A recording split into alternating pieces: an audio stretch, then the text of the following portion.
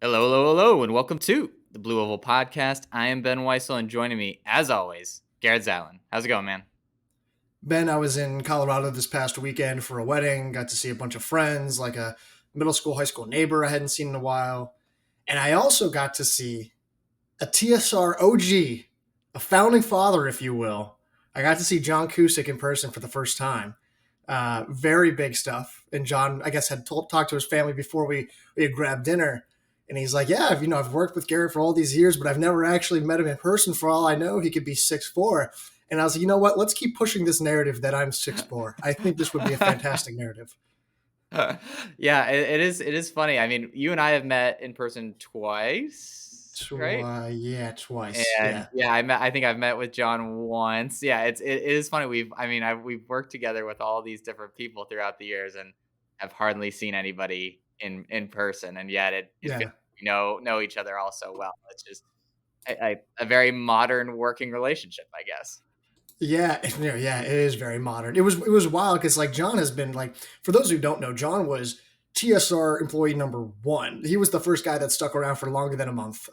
He was the first guy who bought into the vision and saw. He's the reason why we expanded to D2 and eventually D3, and he was our D2 and D3 editor. Like without John, there is no TSR, and yet that was the first time I met him in person. So that was pretty cool. He's the greatest guy. I love John so much. He's awesome.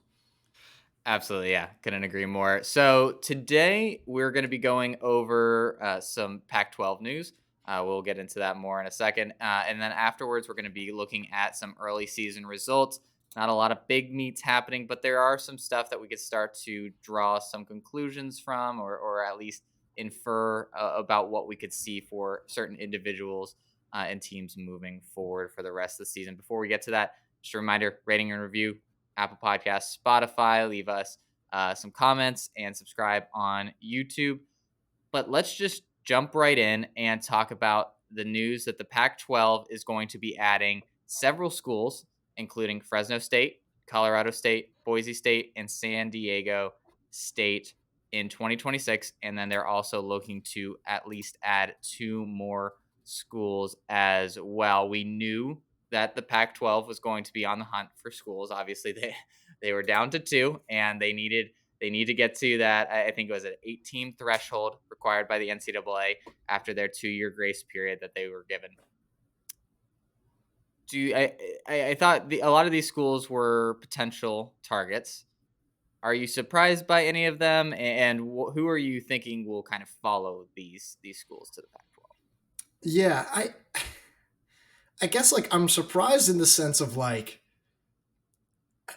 I it's rare that you go to a dying conference that has two teams left, Yeah, and yet I guess if you like if individually Boise State just themselves went, or just Colorado State themselves went, and no one else joined, I think I'd then be a lot more surprised. right. But at the same time, I'm also like, well, I guess it's then a package deal. The value of this is that they all four of them come together. Sure. Um, and plus, Oregon State and Washington State are, from an athletic standpoint, just stronger. And I think people may overlook the fact that Boise State and Colorado State and San Diego State and Fresno State have relative success in football, relative success in basketball. So I guess it kind of makes sense. Um, if I had a guess, I don't think there's been a lot of speculation about, well, they need two more teams to in order to reach this FBS status, the football uh, bowl subdivision, I think it's called, Mhm. and they need 8 teams, they need 8 programs to reach that status. I don't see them going back to the Mountain West. I don't know if that happens because they just had to pay. So what is it? The Pac-12 must pay the Mountain West $43 million for poaching those schools, and then each of those four schools must pay an exit fee of minimum $17 million Yep. to the Mountain West, which will, I guess, be subsidized by the Pac-12. So in total, you're looking at $111 million to the Mountain West. And if you were going to get more schools from the Mountain West, I think that you just do it all at Would have once. done it. Yeah. Right. And so 111 million, I think they're going to go after someone in the AAC like Tulane, like Memphis. I think they could go from the FCS level. You're looking at North Dakota State. so maybe somewhere else, Northern Arizona. I could believe kind of seeing that Montana State schools in the Big Sky. I could kind of see that happening. But I really, I don't know if I see them dipping back into the Mountain West again.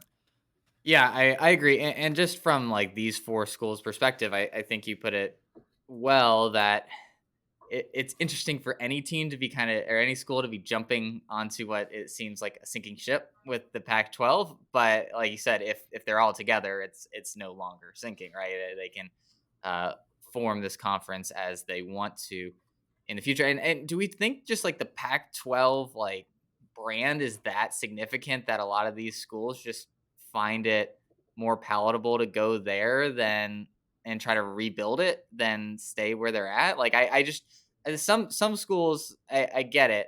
Like if you're jumping from FCS up to the Pac-12, but like Mountain West, you have a TV deal. You're paying all this money to leave. Like it doesn't make a ton of sense. I'm with you. There's part of me that go like, this seems like, I don't want to say like, I think the thing is like the Pac-12 prestige isn't as valuable as being able to say that you play Washington State and Oregon State every year. And I Right. think that's the caveat that comes in there. And again, I think it's more of like a matter of like, okay, individually, each of us as a school are not valuable enough.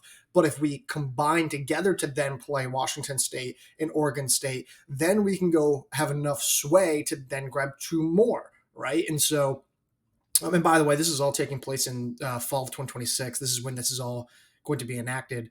So I think there's like if you play it out like that and you say, okay, if we get to play Oregon State, Washington State, we're coming over as a combined deal. We have now enough sway together where we can add two more schools that will probably collectively make up something a bit more valuable than what the Mountain West had. Um, it'll be interesting. And now I'm also kind of curious, like, what does the Mountain West do? Yeah. Like, because I imagine the Mountain West might actually try to go find schools that are in the same pool of schools that the Pac-12 is Sure. looking for. And Yeah. so, yeah, it's gonna be interesting. Here's a question I wanted to pose to you though. Someone mentioned this, and I don't. At first, I was like, "Come on," and then I thought about it. What if Cal and Stanford came back to the Pac-12 as non-football members? Makes a lot of sense. I mean, just geographically. I guess it'll be curious to see what the Pac-12's level of interest is in adding non-football schools. Because maybe there is value to them. I think that'll be interesting. I think in the official announcement, and you put this in the Stride Report article, that the collective six universities will now collaboratively chart additional membership, which I think is really interesting. That it seems like, all right, you're getting these four schools from the Mountain West, and now they're going to get a big say in who joins them, essentially, Yep. rather than it just be Washington State and Oregon State. So I think that this kind of was the first domino, and now I think it's going to be maybe a little bit harder for them to come to consensus on who they want now that it's not just two schools deciding. Now you got six different parties trying to figure out what the right direction is. It's going to be a little bit harder to chart that quickly. To your point about the FCS schools, I think that's really interesting. I think Mhm. that those really like good schools in football at the FCS level, this could be a once in a lifetime opportunity for them to jump to the FBS to the Pac-12, and I think it could be a really interesting marriage between those two parties. It comes with a fan base that really like these fan bases love their FCS schools, Yes, North they Dakota do. State, the Montana States, that they're going to be really passionate about their team, and it's a well-known brand. Like a lot of like North Dakota State football better than you do a lot of low-level That's FBS teams, true. right? Yeah. And so I think there could be a lot of value there. Obviously, trying to figure out the bowl eligibility and like just the being able to get ready to go from the FCS level to the FBS level in a couple of years will be the difficulty. But I think that is where I think the most sense. It makes the most sense for them to go. I was gonna say. So does that mean that you think like those schools are your picks to be elevated? I think so. I just Memphis and Tulane aren't bad moves, but I think so many of these lower level schools at the FBS level is like, really, what are you gaining, like, that you don't already have? You already have some, like, mid-level FBS programs. I think it's worth taking a shot on some of these FCS schools that you could really see a lot more progress from than I think you would really ever be able to see in some of these other FBS schools. So if you're Memphis and you're Tulane, is it a better move to go to the Pac-12 than it is to stay in the AAC? Marginally, maybe, but I don't think enough that Imagine. it makes sense to do it. And I'm kind of with you there. And like, and this is after Memphis just beat Florida State Yeah. this past weekend in football. So, um, yeah, here's my thing with the FCS schools. Going back to this about like why I'm hesitant with the new NCAA legislation, right? If this comes in and then all of a sudden you are now forced to abide by these much stricter regulations, Mhm. and you're also going through having to potentially pay an athlete revenue sharing, and you're again an FCS school, which a good FCS school like Montana State and North Dakota State, but you're not a major power. And then all of a sudden you're like, okay, so hey, by elevating us, then we are essentially on the line to pay more. Should a lot of these changes do go through, that's where I go, ooh, I'm not entirely sure. And so now I'm stuck trying to figure out who else is left. Okay, so if you're not going to go back into the Mountain West, which is not to say that they won't, I'm just thinking, well, they already did get 4 teams there. And if the FCS, if there's logistical questions there, then the schools that I'm left thinking about are, I'm like, maybe it is Memphis, maybe it is Tulane, and that's where I like really struggle, thinking like I really don't know who they're going to get. There's like 10 schools that I could see them choosing from and trying to get, and I don't even know if that's going to be just 2 more schools. I think they'll try to get 3 or 4. Yeah. I agree. And how much does the Pac-12 have to sweeten their offer to be able to get these schools? So because they're really not operating in a position of strength. I think a lot of these schools, like Memphis to Tulane, can be like, hey, what are you giving us that is going to incentivize to make this significant jump where you're creating these huge, like, uh, mileage gaps between, you're gonna have to fly back and forth across the country to play any kind of game, for any of these sports. I think that's a sizable consideration as well. I have a question. Where is the Pac-12 getting all this money to pay That's the what Mountain I'm West? wondering too. Like, their TV deal, like, didn't happen, and it's I run by 2 schools now, 6 schools. Like, yeah, I don't know. Yeah, and like I'm not going to pretend like I know. It's a legitimate question. I just have no idea. If you have, what, and maybe it's not the full 111 million, but I mean, what, it's probably like 90 million. If I don't know. If I had to guess, I just don't know where you're getting this money. If you just had a conference that crumbled and 10 of your 12 members just left, I don't know where that money comes from. So, but shows what I know. Yeah, yeah. So yeah, let's wrap it there because yeah, they're paying 43 million in the Mountain West, and then they're going to help out with exit fees. It's going to be, like you said at the top, it's going to be very expensive. They're going to be operating at quite the deficit before any money starts rolling in from new TV deals.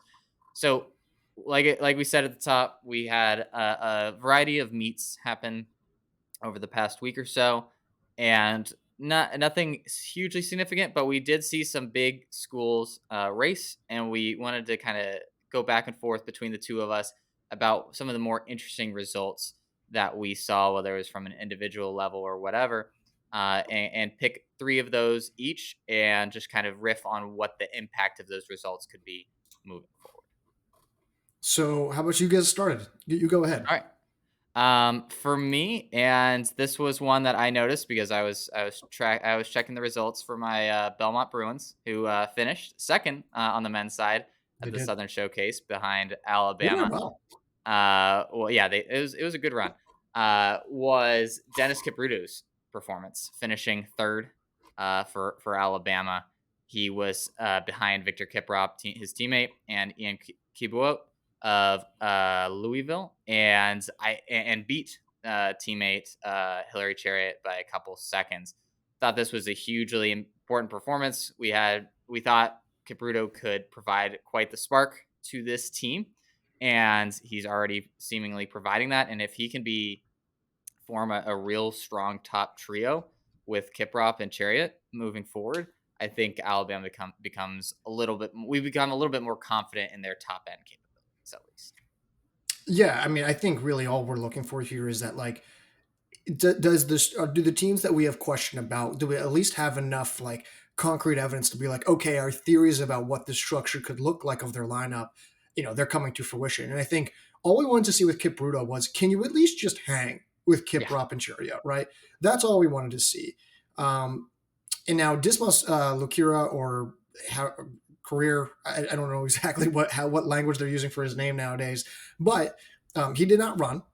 Although I based on just conversations that I've had, not just about him, but regarding a handful of international names, there's apparently some kind of caveat regarding like gap years and like when you race and being penalized for like a year of eligibility versus like the number of races.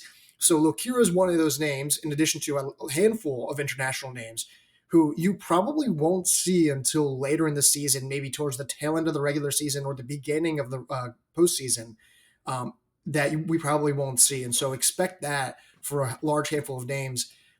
And I think the guy who we maybe, I don't want to say had the most questions about, I guess maybe Lokira is the guy we had most questions about. But just knowing that Alabama has one of their two biggest question marks give us enough to say, hey, he's at least fit. We at least know he's fit. Now, how fit, we'll see. Again, I don't really put a ton of stock into this, but these are not like Brian Kipto is a solid name. Alan Kiplagat, who's a former Alabama runner who got 7th, Mhm. is a very solid name. Collins Kipnagok, I don't know how to say that. Sorry, from Kentucky, got 5th. That's an interesting guy to start watching moving forward. So yeah, if I'm Alabama, I'm fairly encouraged for sure. Yeah, absolutely. And to what you were saying about maybe some international runners not seeing them till later. So, and if I'm understanding you correctly, it's not as if they're not able to run this like season. It's Right. just they might have to take a couple months or miss a couple races. Is that your understanding? That's my understanding. Correct. I actually was talking to someone on the phone about this, and I was like, "Walk me through this." And I was like, "Okay, so if this happens, right?" They're like, "No." I was like, "Okay, so if this happens and this happens, right?" They're like, "Also no." So it's a very like, I know I'm just like I'm not going to try to do it justice. I just know that like all I know is that there's going to be probably a few international names that will be delayed. They will likely race this season, assuming they're healthy, assuming that they want to be fielded. So yeah, Interesting. We're gonna need to learn more about that over the yeah, next it has something to do year or with like so. when you race versus your gap year and versus like it's. I tried. I asked questions multiple times, and at some point I was just like, you know what? I'm an economics major. I'm gonna take the L on this one. They'll probably race later. That's the best I got. So. All right. Well, why don't you go next with your one of your takeaways from this past week? Yeah, I think on the women's side of the Southern Showcase, I thought there was a really cool handful of results. I Mhm. think Alabama being the biggest winner here, Yep. we had a lot of questions about what Feline Cheruto could do this season. I think we felt really good about what Doris Lemongal could bring to the table. I still think we feel pretty good about what Joy Gill can do. Someone else who I'm forgetting. I still think we're pretty high on Brenda Two Way, even though I don't think we saw her this past weekend. Um, so I think there's a lot of like positives there, just in terms of the core they already had. But it was Feline Cheruto who we had the biggest question marks about. There's a lot of optimism to be high on her, but we also like didn't have quite enough to be like, hey, is she really going to be super impactful? And to see her get second, finish behind Doris Lemongol, who had a fantastic race in her own right, beating a handful of really talented women. You know, um, Layla Rebecki of Louisville, Nancy Chuplening of Louisville as well. Um, a handful of solid names. Then adding Dorenkamp, who got 9th overall, the freshman, who was outstanding at the national level as a prep. She got 9th, and she looks really, really solid. So again, Alabama doesn't need like all of these women to be like superstars. If one of them pops, that's awesome. And then if the rest can just deliver and come through, I think that's kind of all they need. And I think, again, this doesn't answer any and every question, but it at least is encouraging to know, like, okay, there's at least a semblance of a cohesive lineup there. Absolutely, yeah. I think you just seeing um, the freshmen be able to step up and like you mentioned, Addie Dorenkamp, just be clear that like she's ready for the collegiate level on some level. Hmm. Whether that means she's going to be able to finish high at the national meet, that's unclear. And then Cheruto, at least you're gonna get something from her, it seems like, as long as she stays healthy. And I think that's like what we're saying is you at least know you're going to be getting some. You're going to get a baseline of a contribution out of them. What like how great that is still to be determined, but we at least have some baseline that we're seeing now, which I think is massive when you have someone as good as Lemon Gull leading the line. You just need kind of competence behind her to make sure that you're going to be a solid team at the national meet. Real quick before we move on, Rachel Sukup of Belmont, she's a sophomore. She got seventh in this race. That's that was good. What do we know about that? You're the Belmont insider. You're the Belmont beat writer. I actually really don't know a whole lot about her. I looking at the rest of the results for Belmont, I recognize a lot of the other names, but she's one of the ones I never overlapped with. So yeah, really fantastic performance from her. She's had a good year at Belmont over the last, I mean, what, 8 months basically. Mhm. Had a pretty good indoor outdoor season, ran 16-19 at Brian Clay. And the fact that she's beating some of the seniors on that team, who I do know pretty well and are quite talented, I think is very impressive. And they could be a little bit better than expected if she can run like this moving forward. They had three in the top 20. Yeah. So, all right, go ahead. I'll give you the next one. Sure. So my next one is, and let me make sure I find the right result. Lindsay Cunningham, Wisconsin. Oh, I don't. yeah. I mean, we expected that she would be able to transition to the D1 level well and be a low stick for a possible low stick for this Wisconsin team. And again, not drawing a ton of results out of this. She wasn't going up against the most competitive individual field, but taking home the win at the Big Ten preview very convincingly, winning by 17 seconds over Haley Hill of Illinois. Just like what I'm seeing. And Wisconsin is a team that I think we had a lot of question marks. They lost a lot of women after last year. And if we can feel good about Cunningham moving forward, I think that makes us a little bit more solid on what we can expect from the Badgers this season. Yeah, and I think the big question was like, what's her fitness like? What's her Yeah. status? Like her being absent for most of that, last academic year, or at least the latter half, I should say, was a little like, okay, is she okay? And I think the Wisconsin women, they're how good we think they can be is going to predicated on what their firepower is like, and that requires Lindsay Cunningham being really, really like at top form, and Leanne Willimise, being right there with her. So yeah, I think just the fact that like we can see her healthy, we see her, like I don't want to say like in top form, but just showing signs of being the low stick that we think she can be. Super encouraging. Like I think that's really kind of all you want in these kind of meets. Just hey, are you fit? Do you give us an idea of like what we think this team is going to look like? And I was very encouraged. Yeah. Yeah, absolutely. So I'm very interested to see her at a bigger meet here in a couple weeks and see what she does and when she's racing against some of the best in the country. But I mean, very positive sign moving forward for her. My result that I wanted to highlight was the Virginia Invite, which is not the same Virginia Invite as it was last year, but it basically became a 4-team race. Well, it was a 4-team meet, but it was North Carolina women versus Virginia women that really kind of caught my attention. North Carolina women struggled a lot last year. Yep. I don't know really what happened. There were absences and there was inconsistencies, and there was a lot of just really concerning results, to be blunt. And we didn't really know where a lot of these women were. We hadn't seen a lot of these women. They were absent throughout a lot of the spring and the winter as well. North Carolina, it's an early season meet. Virginia did not run many of their best women. They did not run like Tatum David Smith is like, the one who I'm thinking of right here. Who else they didn't run Margot Appleton. I don't think they ran Menninger. So they didn't run a handful of women. And yet, I was really encouraged by what North Carolina did. Yeah. Bryn Brown looks like she's healthy and at least fit enough. Fatima Alanis, same thing. Sierra O'Shea got fifth, the redshirt rookie, I should say. We were really high on her about what she could do. So she looks strong. Kleinbell looks solid. Parks looks reliable. Cindy Massarelli, one of her better races, at least early on. So her getting 10th. There was just a lot of really promising aspects here. Sasha Naglia in 13th, Maddie Gardner 14th, Ava Dobson in 15th. So yeah, I was just encouraged. Like I was the one who was the last to give up on UNC last fall, and I was like, no, they're good. I know they are. Someone believe me, and they just never showed it.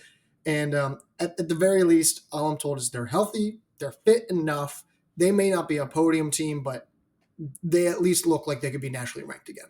Yes, and I think that's the takeaway. They aren't going to be as bad as they were last year. No. And it's rare you can say that after one race of this caliber this early in the season. Well, the But bar's low, just for the yeah, exactly. Yeah, I mean that's fair. That's fair. But it at least shows, hey, they have women who are healthy and ready to run.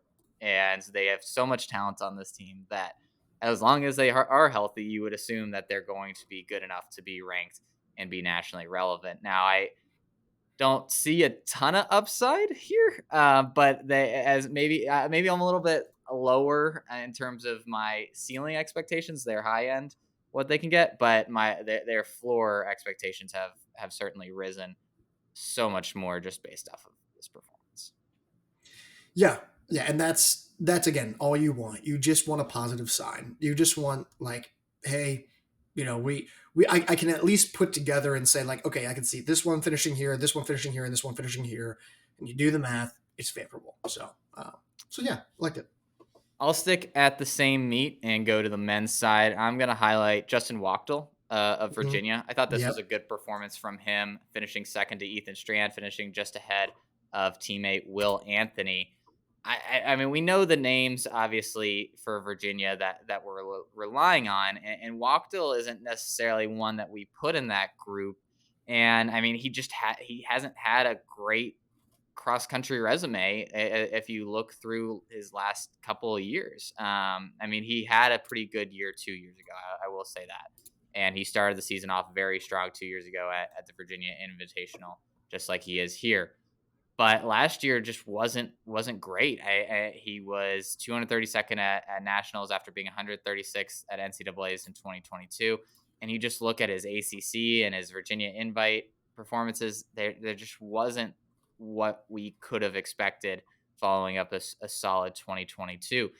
And if we can get him back to that 2022 form and even grow from that a little bit, I think this Virginia team becomes that much more potent. And I think they have a little bit more margin for error than maybe what we thought at the beginning of the year, when it was like, all right, we need their top guys to really come through or else they're going to be struggling. And if Wachtel can step up and be right there with Will Anthony, I think this group becomes a lot more formidable. Yeah, I think, I remember writing their preseason ranking preview and kind of looking at this and being like, wait, Wachtel was like really good in 2022. Yeah. Like, I mean, he was really solid. I think people forget how good he was. He was 136th at the national meet. Okay. He was third at the Southeast regional meet. He was 13th at ACCs. He was sixth at Panorama Farms, which is like a kind of a lighter year, but whatever. He won that early season edition of the Virginia Invite, which again was not the same Virginia Invite that it was in 2023. But like you see what he's done. I'm like, yeah, this guy's like really good. Yeah. And like really all Virginia needs is like the fourth guy. The fourth guy is really their big caveat. And I think they were going to find it regardless of whether or not Wachtel was going to be good. But if Wachtel is as good as we like hope he can be, this is a very dangerous Virginia squad. Now, they need a handful of things to go right. They still need things to break their way. Last fall was not exactly encouraging, especially as they reached the postseason. But yeah, I have been a believer in Wachtel. I believed in him going into last fall, it was a little underwhelming. But like I struggle to believe that like you just look at like how he ran and then think like, oh well, that's who he is last year. And I'm not a believer in that. Like actually, he ran this past spring he ran 13:49 for 5K, right? He ran 29:18. These are encouraging performances. He ran a variety of different personal bests. So yeah, high on Wachtel. I still think we need to see more, but like them, yeah. And the coaching staff seems high on him too. I mean, even when he was not running all that well last fall, he was running every single race. Like He it's was. not as if they were thinking, "All right, we got something better here," or we don't have hope that he can kind of improve his performances. They believed in him the entire time, and I think that goes back to his performances in 2022 and just his overall talent level. And I think we're seeing a fairer representation of that at the beginning of this season. And hopefully he can kick on and, like you said, give Virginia a really potent top four. I'm going to move us off of that, and I'm going to bring us to where was that result? Oh my goodness gracious! It was the spike shoe. It was at Penn State spike shoe. I'm going to leave you the women's race because I know you want to touch on the women's race. I know that was kind Sure. of the race that you were looking at.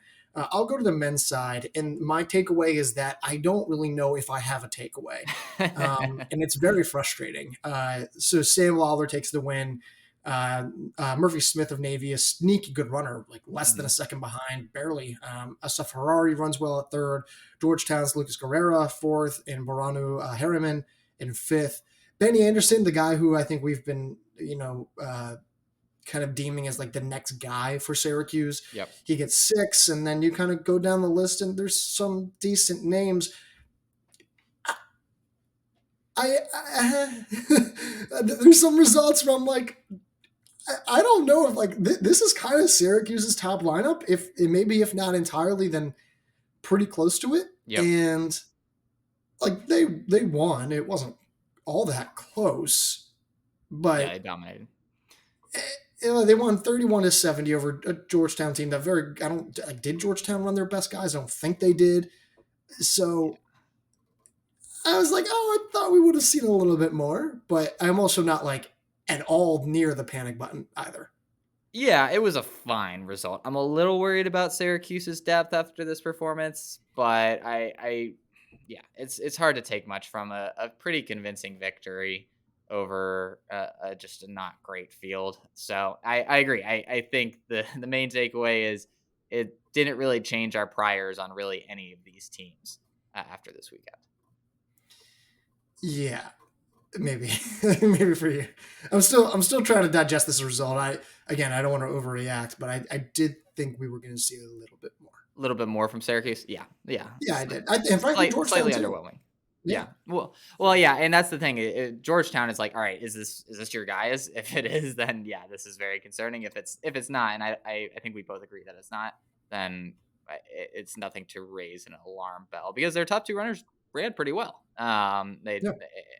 They can fill that in with guys right behind them or some in front, then all of a sudden that becomes a little bit more interesting. So I agree with you on that. Yeah, on the women's side, I just thought that my main takeaway here was your hot take about Penn State is looking better. This was a pretty strong performance from them. Again, not against a necessarily great field, but they just looked incredibly solid across the board.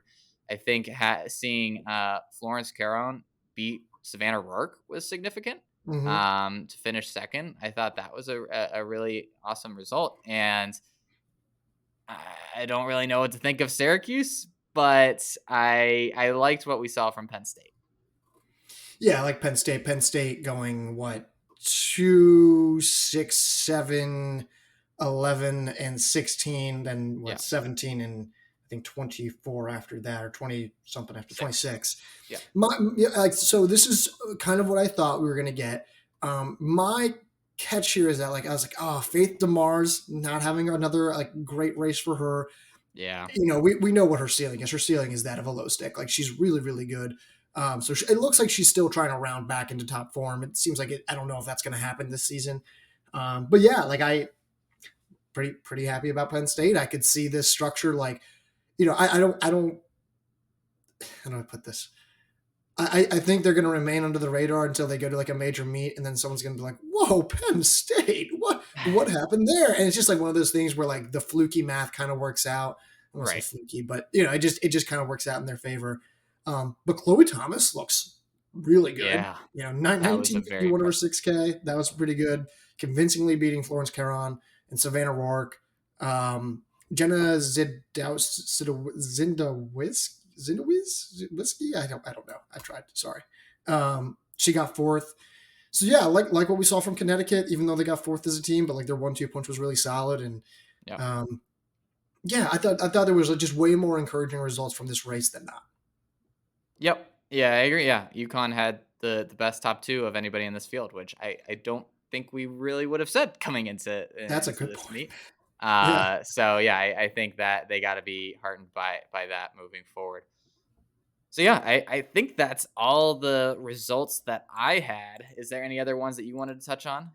No, that's it. Let's not, we don't want to get too excited, right? We got to save that for next week. Although you're not going to be here next week, right? Am I going to have to No, get yeah, that? someone's gonna have to be getting too excited on my behalf.